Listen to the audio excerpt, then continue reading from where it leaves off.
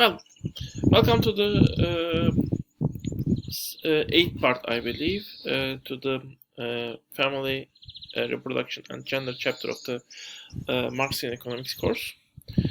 In the previous part, actually, we have ended by saying that, capitalist progress was in the end separating the family, the husband, wife, children, family, biological children, family units from this greater family, which was consisting 30 or 20 or 30 people in some cases.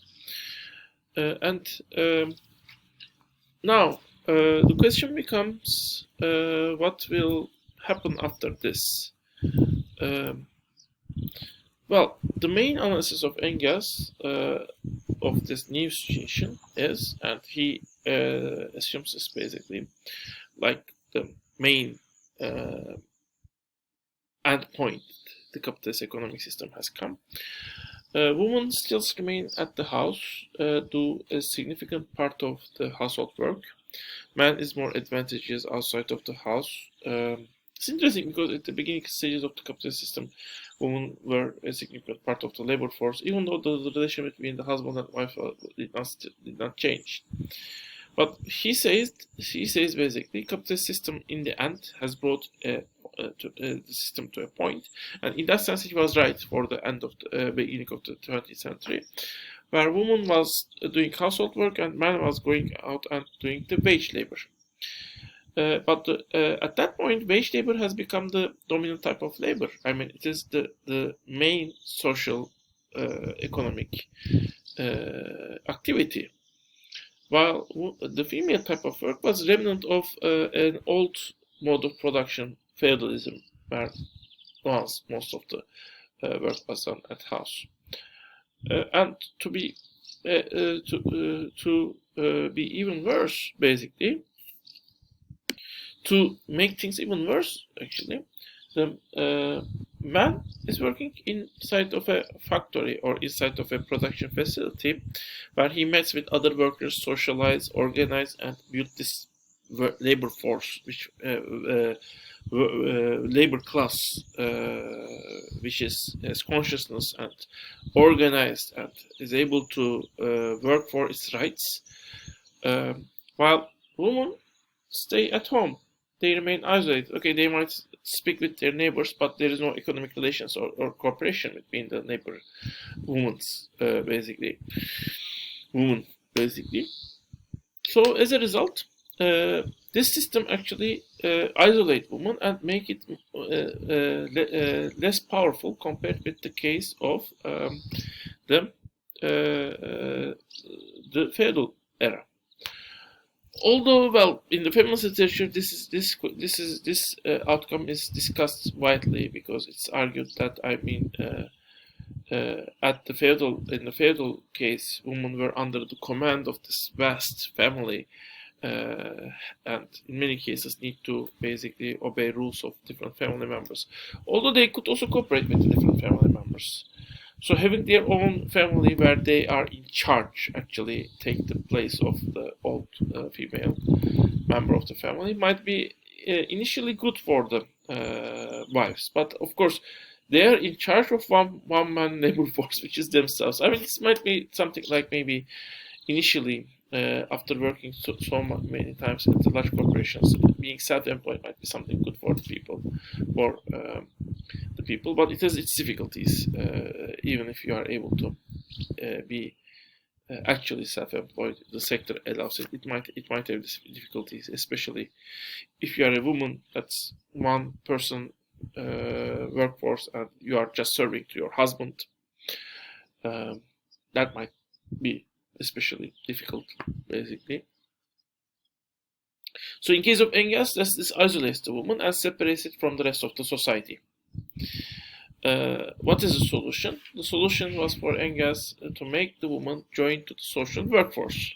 He says social workforce because he thinks it's not possible in the capitalist system. In the capitalist system, this workforce that's remaining inside of the house, which is kind of which is actually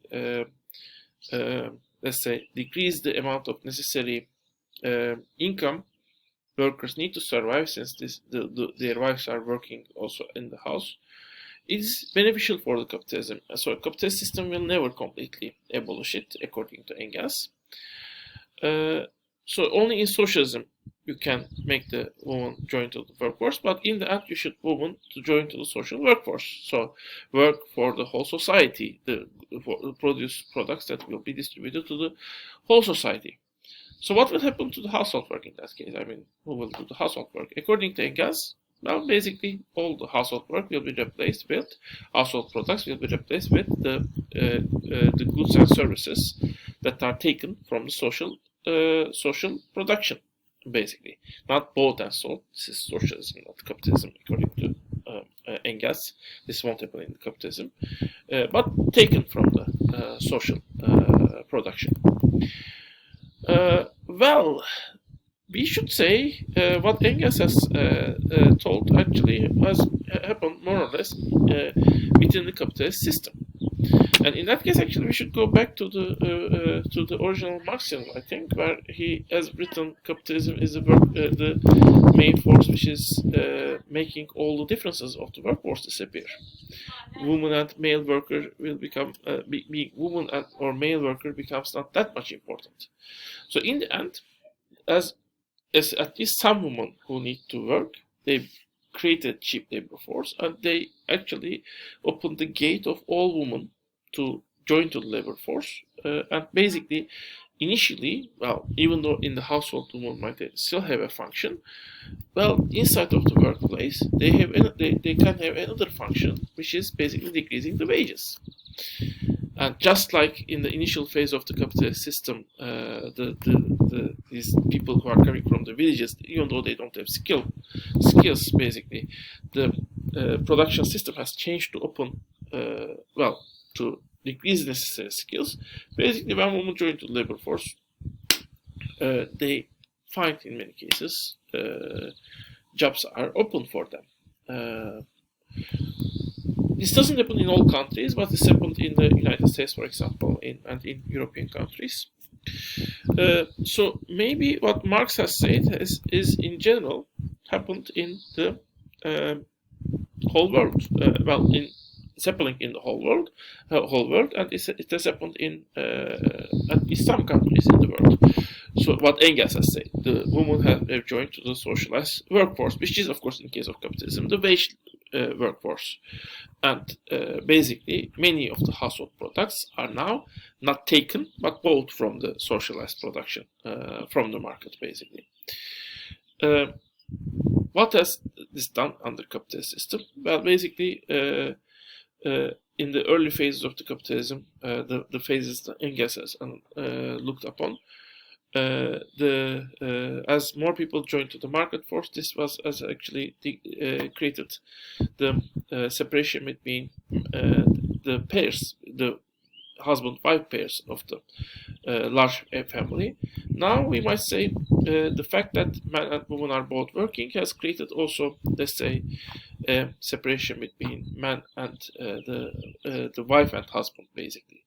And maybe also this separation also exists also for the larger family, by the way, because the time spent by the family member is decreasing. Because time spent with the family members is another benefit of the family. I mean, you spend time with someone else, which might increase your utility.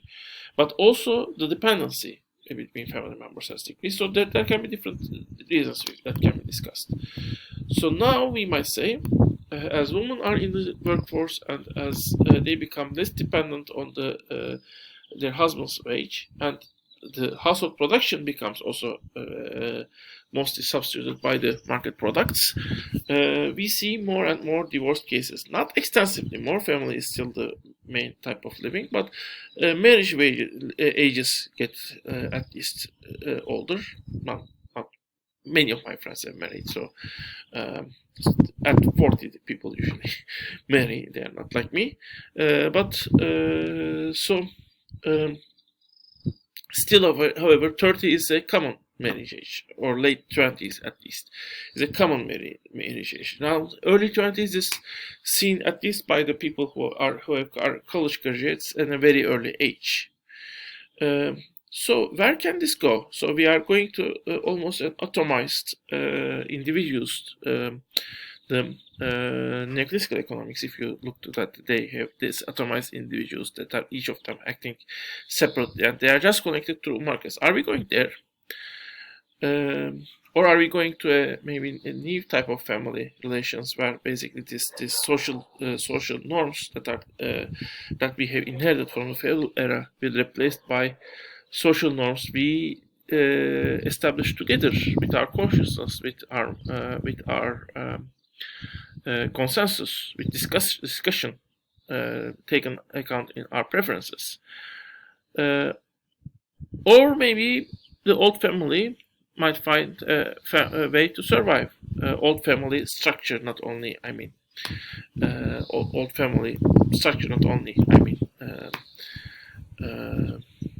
the rules that are dictating not only the fact that you have a male and female pair and children, and that relation is basically the basis of the family, but also the relation between husband and wife might somehow resemble, with some transformation, the old feudal type of family relation. So these are questions. So how is our economic system, capitalism, is transforming the family? Well, how can socialism transform a family is a utopic question, but how capitalism is transforming family, especially in the later phases, is a question we might look upon in today's world also. So this is actually the discussion of this week. Well, basically, husband-wife relation is one way to look at, but another relation you might think about and write on is actually, because it's studied less, unfortunately, but it's worth discussing, the children-parent relations, and some of the videos also are mentioning children-parent relations, how they have changed throughout capitalism, how they have been transformed.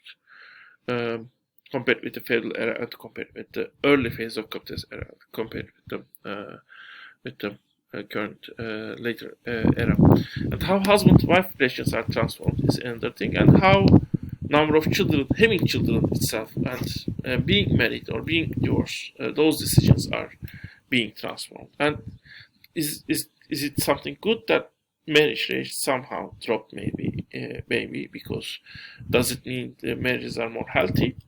Or does it mean the marriages are still not healthy, and those difficulties are actually making many people not marry? I mean, difficulty of, for example, spending time together. And are those difficulties and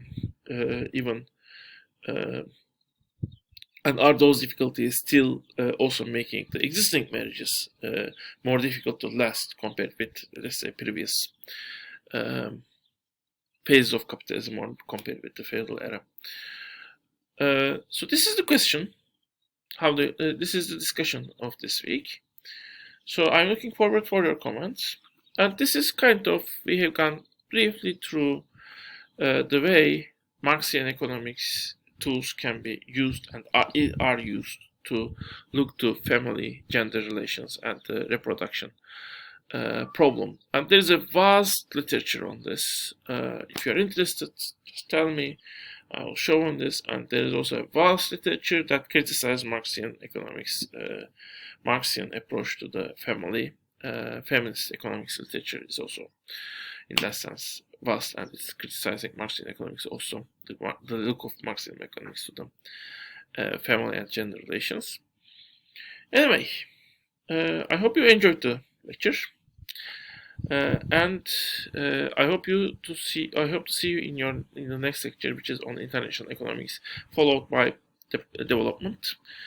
And I hope you are spending your time well in the not break obviously, but at your homes and in your dormitories, if you're in the dormitories. And as a last thing to say, as always, stay healthy.